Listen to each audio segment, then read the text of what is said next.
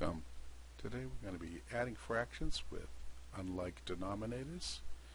Let's see how we can add fractions which have unlike denominators, like those in the next slide.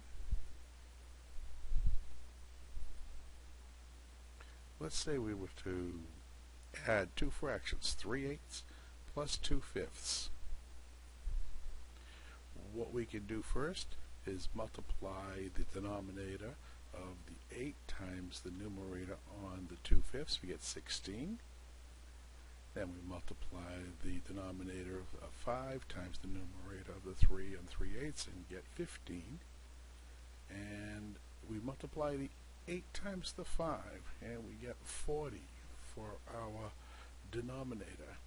And we add the 15 plus the 16 and we get an answer of 31 over 40. Practice adding more fractions with unlike denominators until you are comfortable with this method. You still reduce your fractions into mixed numbers if your numerators are greater than the denominator after adding your numerators. Watch these next slides.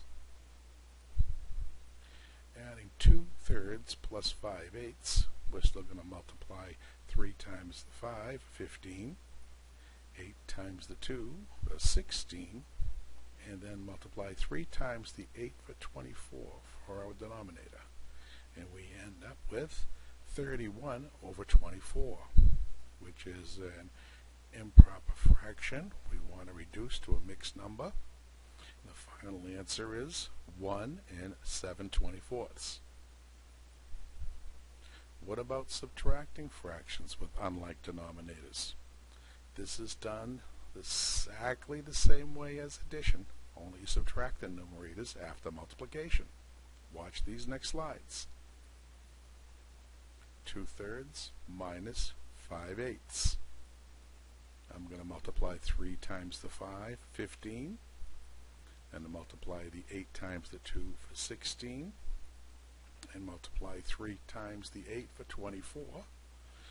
We're going to be subtracting 15 from 16, gives us a numerator of 1 over 24. And that's our final answer. Let's see how we handle fractions when we need to find the lowest common denominator before adding or subtracting them. Let's watch these next few slides to see. Let's say we're adding 3/8 plus 1/10. As we can see from the denominators of 8 and 10, if we were to multiply those two numbers together, we would have a denominator of 80. However, this would not be the lowest common denominator. Follow along as I show you how to find the lowest common denominator of two numbers in the next few slides. What we need to do is reduce the two denominators to their lowest terms by factoring out common factors. In this case, we're factoring out a 2 from both the 8 and the 10, and it reduces to 4 and 5. What we do here is choose either to multiply the 4 times the 10, which would give us a 40,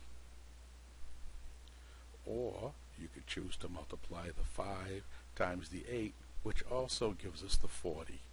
Either of those multiplication operations gives us the lowest common multiple. Once we have the 40, our lowest common multiple, then we use those reduced terms and multiply those by the numerators as seen. 5 times the 3 is 15. 4 times the 1 is 4.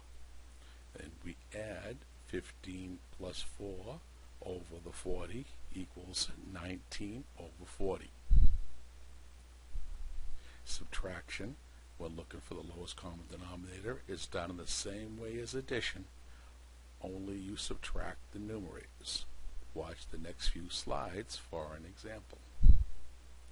3/8 minus 1/10. Here I've shown you the 4 and the 5, reducing the 8 and the 10 to the lowest terms.